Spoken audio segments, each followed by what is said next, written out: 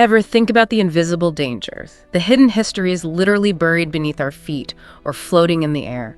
Today, we're diving deep into places marked, scarred really, by radioactivity. Enduring legacies, some deliberately hidden. That's right. We're talking about radioactive high spots all over the world. These are the invisible scars left by accidents, weapons tests, sometimes just industry. And radioactivity, at its core, it's about unstable atoms. Unstable nuclei, specifically, when they break down, they release energy ionizing radiation. That energy is powerful enough to knock electrons off other atoms. That's the danger, you know. It can damage our DNA. Our cells are amazing at repair, but sometimes the fix isn't right. Can lead to cell death or potentially, down the line, cancer. Okay, so let's get into it.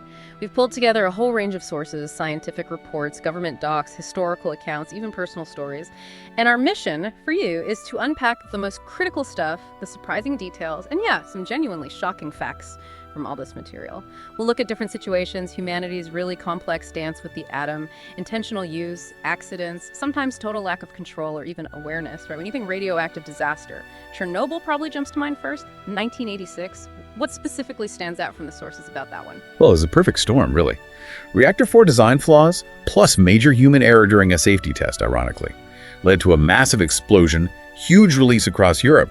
The immediate human cost was stark. Sources say 134 workers, first responders, got acute radiation syndrome, that severe sickness from high doses. 28 died pretty quickly, and the evacuations, huge scale, over 300,000 people forced from their homes. Mandatory. Key releases were iodine-131, big thyroid risk, especially for kids drinking contaminated milk. Sources link it directly to maybe 5,000 thyroid cancers. And cesium-137, that one hangs around, 30-year half-life. Means long-term contamination, long-term exposure risk. Psychological impact, too, immense. And the exclusion zone itself, there's that weird paradox people talk about, right? It is fascinating. That huge area, 1,600 square miles, basically emptied of people since '86, and wildlife moved in. Biodiversity shot up. It's like a sanctuary. But it's not quite that. Not according to the sources, no. There's real scientific debate. Some studies show definite negative impacts on animals, particularly in the really hot spots like the Red Forest, levels that are thousands of times normal. Yeah. So that simple story of nature bouncing back, it's challenged by the data, more complex. And the secrecy aspect seems like a huge lesson from Chernobyl. Absolutely critical. The initial Soviet cover-up, the attempt to downplay it, that delay cost time, worsened health risks, and just shattered public trust. Lack of transparency makes any disaster worse. Okay, let's shift gears. Another major one, Fukushima Daiichi, 2011. The sources paint a really different picture compared to Chernobyl. Yeah, Fukushima was also level 7, the highest category, like Chernobyl. Yeah. Triggered by that massive earthquake and tsunami, knocked out the cooling. Core meltdowns in 3 reactors. But here's the shocking difference the sources emphasize. No deaths or cases of radiation sickness directly attributed to the radiation exposure from the accident itself. Wait, really? Because you definitely heard about deaths connected to it. Ah, yes, and that's a crucial distinction. The sources are clear. Sure. Over 2,300 disaster-related deaths happened among the evacuees. But these were due to the stress, the displacement, breakdown of healthcare, the trauma of the evacuation itself, not the radiation from the plant. It highlights this massive societal impact beyond direct radiation effects. Bodies like Anes Seer found no documented health problems directly from the radiation exposure in the public, and they didn't expect to see increased cancer rates from it.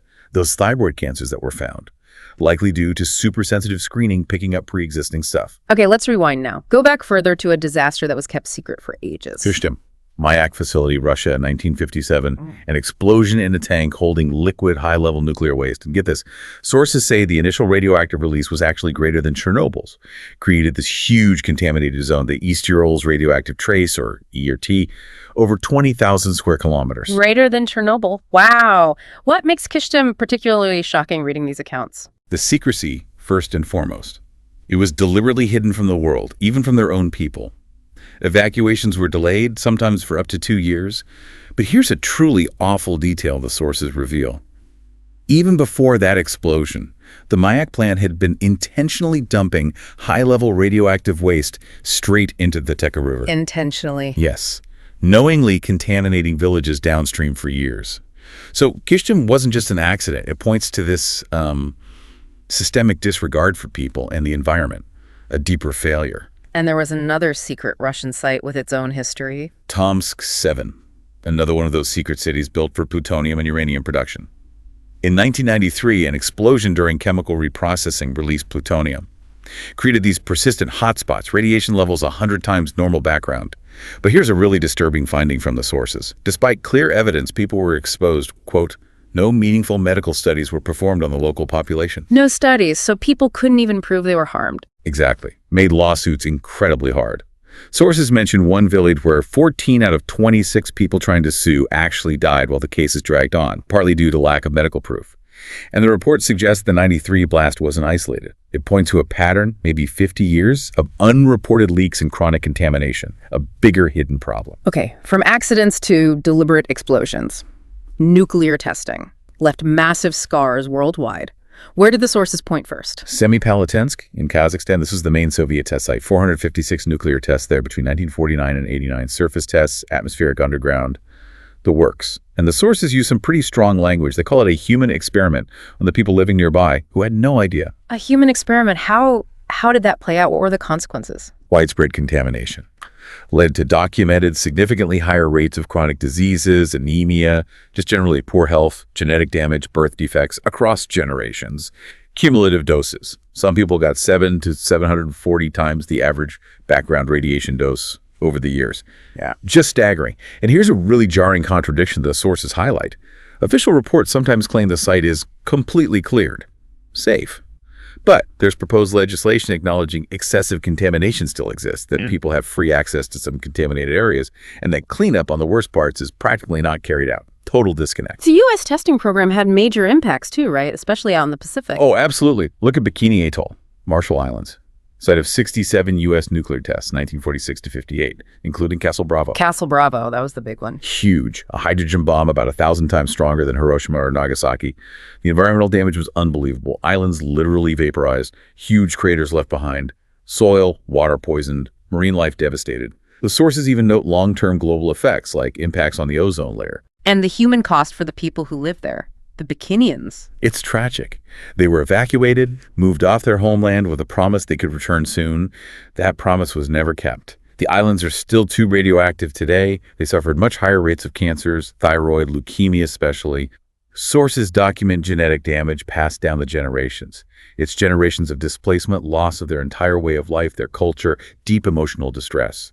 A really profound ethical cost stemming directly from that testing. And closer to the U.S. mainland, the Nevada test site created its own fallout victims. Yes, the downwinders.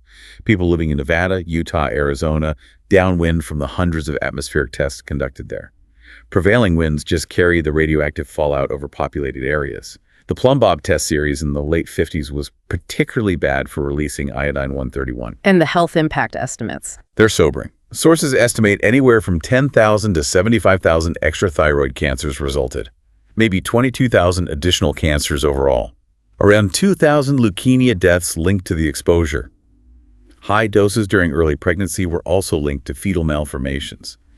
Even U.S. soldiers present at the tests experienced higher cancer rates later. There's a detail in the sources about how people reacted back then. It's kind of hard to believe. It really is. Shows how little was understood about fallout. Sources mention calendars being printed that advertise the detonation times. People pack picnics, drive out to hillsides miles away. To watch the mushroom clouds. Like a tourist attraction. Completely unaware of the invisible radioactive particles drifting towards them. A massive failure in risk communication, looking back. Okay, shifting from tests and power plants. Yeah. Industry itself left behind some serious, often hidden radioactive legacies. Tell us about Church Rock. Church Rock, New Mexico, 1979. This was the site of the largest single release of liquid radioactive waste in U.S. history. A dam holding uranium mill tailings the waste sludge failed. It released over 1,000 tons of solid radioactive waste and 94 million gallons of acidic radioactive liquid right into the Porco River. Sources point out this single spill released more radioactivity than the infamous 3 Mile Island accident that happened just months before. And who was primarily affected by that? It was the Navajo Nation. Rural, often low-income communities living downstream, they relied on the river. Their water, soil, livestock, crops, all contaminated. Sources document widespread radium contamination, ongoing risks from dust inhalation, radon gas, contaminated runoff, linked to higher rates of cancer, birth defects, kids, elders, the immunocompromised at highest risk. It's described as a clear systemic failure, not protecting vulnerable indigenous communities from these industrial hazards. And here's something truly shocking from the reports. The Navajo Tribal Council actually requested the area be declared a federal disaster site. Request denied. Denied after the largest radioactive spill? Denied. And historically. Sources mention that in some Western towns, uranium mill tailings were actually sometimes given away or sold cheaply as construction material. You're kidding. Used in buildings. Used in foundations. Mixed into concrete for homes, schools. Literally embedding long-term radioactive hazards right into communities. Unbelievable. What about just sheer scale? Where's the biggest contamination problem? Hanford site. Washington State. This place was absolutely central to the U.S. nuclear weapons program, WWII, Cold War. Made the plutonium for the Nagasaki bomb. And it left behind an environmental mess that's almost impossible to comprehend. Hanford holds about 2/3 of all the high-level radioactive waste in the entire U.S. Over its lifetime, operators dumped something like 400 billion gallons of contaminated liquids directly into the ground. Intentionally. Plus, there are 56 million gallons of the nastiest waste stored in 177 huge underground tanks. Old tanks. Sources say at least 67 of them leaked already, and right now, 3 are actively leaking, over 1 million gallons seeping out. That sounds like a nightmare to clean up. It's monumental. Decades long, costing billions upon billions, and the infrastructure is aging, adding more risk. It's one of the biggest environmental challenges anywhere. And Hanford had its own downwinders too, people living nearby. It did.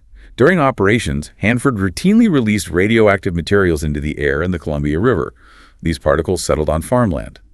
Cows ate the contaminated grass, the radioactivity concentrated in their milk, and then people, especially kids, drank the milk. So it builds up inside the body that way. Exactly. That pathway concentrates things like iodine-131 in the thyroid. Sources link these historical Hanford releases to increased cancers, fertility problems, other issues for about 3,500 people in downland communities. A less obvious exposure route, but devastating. Let's look at another former Soviet site, this one known for being incredibly unstable. Mailuu-Suu in Kyrgyzstan, site of extensive Soviet uranium mining. Left behind 23 tailings dams, 13 waste dumps, more than 2 million cubic meters of radioactive waste in total. And here's the kicker. It's all piled up on geologically unstable hillsides, right above a town of 20,000 people. Sources say no stabilization work was done after the mines closed. That sounds terrifyingly precarious. It is. And the danger isn't theoretical. In 1958, one of the dams failed. Combination of bad design, neglect, heavy rain, and an earthquake. It sent 500,000 cubic meters of radioactive sludge pouring into the Mailuu-Suu River, contaminated it for 40 kilometers downstream, flowing into Uzbekistan into the densely populated Fergana Valley, crucial farmland irrigated by that river. And the sources stress, the threat today is ongoing. Floods, landslides could trigger more failures. It's a ticking time bomb. What about the health impacts already seen there? They're severe. Mailuu-Suu had the highest cancer rates in all of Kyrgyzstan until 2013. Residents have significantly higher rates of goiter, anemia, birth defects, reportedly 3 times higher than a major city. And sources specifically point out a disproportionate impact on women. They account for 70% of cancer patients there, with breast cancer being the second most common type. Wow. Sometimes, though, it's not a huge industrial site or a bomb test. It can be just one small item causing chaos. The Goiânia incident in Brazil, 1987. A truly chilling story. Started when 2 guys scavenged a metal canister from an abandoned cancer therapy clinic. Inside, they found a capsule containing highly radioactive cesium-137 powder. They were mesmerized by this faint blue glow it emitted that was fluorescence caused by the intense radiation. Thinking it was valuable or maybe magical, they broke the capsule open, completely unaware of the lethal danger. They started showing pieces of the glowing powder to friends, family, neighbors. Sharing it, like passing around pieces of highly radioactive material. Exactly. As a curiosity, one man's 6-year-old niece even played with the powder like glitter, rubbed it on her skin, shared it with other kids. The outcome was tragic. 4 people died within weeks or months from acute radiation poisoning, including that little girl. Over 100,000 people in the city had to be screened. 249 were found significantly contaminated. 49 needed hospitalization. Contamination spread through homes, scrapyards, public places. A key takeaway from the sources, the failure of hazard warnings. The clinic was derelict, but even basic radiation symbols meant nothing to the finders. Illiteracy was a factor. The system failed. And it's still not over. Sources say indeterminate amounts of cesium-137 are still leaching into the groundwater from contaminated soil buried under concrete there today. A small source, massive enduring impact. We've heard about horrific health effects throughout this. Can you just briefly summarize the core science the sources reiterate about how radiation harms us? Sure. Basically, ionizing radiation has enough energy to damage our DNA directly or indirectly. This can kill cells outright, or it can cause mutations that, if not repaired correctly, might lead to cancer later on. Effects depend heavily on dose. Really high doses cause acute radiation syndrome, that immediate sickness. Lower doses over time increase the risk of developing cancer down the road, and certain groups are more vulnerable. Children, fetuses, because their cells are dividing rapidly. Elderly, too. Different radioactive elements also pose different risks because they go to different parts of the body. Iodine-131, thyroid. Cesium-137 spreads through soft tissues. Strontium-90 acts like calcium, goes to bones, ups leukemia risk. Plutonium spreads highly toxic if inhaled or ingested, causes solid tumors, genetic defects. Okay, so with all this history, all these risks, how does this feed into the big global debate about nuclear energy's future? Well, the sources lay out the arguments pretty starkly, and we're just presenting them here. The case for nuclear power really emphasizes that it's carbon-free electricity generation. Big plus for climate change. Cleaner than fossil fuels. Proponents also point to a small land footprint compared to, say, large solar or wind farms. High power output, very reliable for baseload electricity. Good for energy security. And they argue the actual risk of fatal accidents is statistically very low, with Chernobyl being the only power plant incident directly causing worker deaths. You see quotes minimizing waste volume or emphasizing learning from past mistakes. Okay, and the arguments against it? The biggest one is usually the waste. Spent nuclear fuel stays dangerously radioactive for tens, even hundreds of thousands of years. We still don't have a proven, permanent, globally accepted solution for isolating it safely for that long. Proliferation is another huge concern. Sources quote people saying nuclear power and nuclear weapons go hand in hand. The fear that civilian programs could be diverted or provide materials know-how for bombs. Critics also argue that while major accidents are rare, as one source puts it, quote, when nuclear does fail, it can fail spectacularly. The consequences can be catastrophic and last generations, as we've seen. Plus, high upfront costs, very long construction times, and the fact that uranium fuel itself is ultimately a finite resource.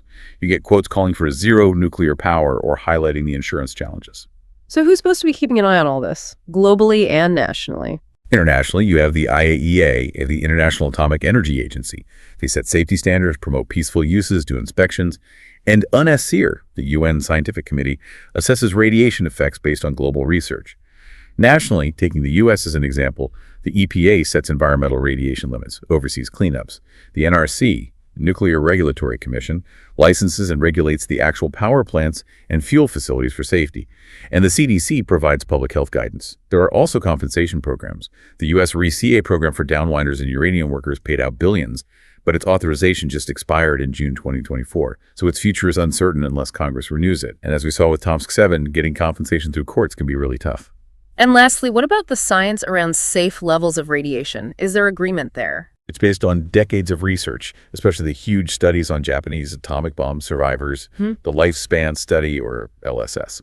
That data clearly shows increased cancer risk, even down to relatively low cumulative doses, maybe around 100 milligray. But the sources highlight an ongoing scientific debate about the model used to interpret this, the linear no-threshold model, or LNT. LNT. What's that? It basically assumes any dose of radiation, no matter how small, carries some increased risk. And the risk is directly proportional to the dose. Straight line down to zero. Some scientists argue the LSS data isn't strong enough to prove risk, the very lowest levels. They suggest maybe there's a threshold below which the body's repair mechanisms handle it, or the risk is effectively zero. It's a big deal for setting regulations. And sources note the US NRC was recently directed to reconsider relying solely on LNT, with some calling the model itself flawed. So yeah, even now there's scientific uncertainty about risks at those very low chronic exposure levels. So we've journeyed through some pretty dark territory today. These radioactive hotspots. They're invisible scars, but they're deeply etched onto the land and onto people's lives. These aren't just footnotes in history books. They represent ongoing environmental crises, public health challenges, and some incredibly hard-learned lessons. Absolutely. The enduring nature of this contamination, the long-term health effects. It all underscores the need for, well, radical transparency, incredibly strict safety rules, real solutions for long-term waste, and just constant vigilance. The sources make it clear even the peaceful atom carries these inherent, potentially perpetual risks. It's not just about better technology, it demands ongoing oversight, global cooperation. Like Ban Ki-moon said, these plants need to withstand everything: nature, human error, even terrorism. And thinking about the stories, the deliberate secrecy at Kishtim and Tomsk 7, the denial of help at Church Rock, the unending displacement from Bikini Atoll, that chilling human experiment label at Semipalatinsk, these are stark reminders of the human cost when things go wrong or when truth is hidden. Yeah.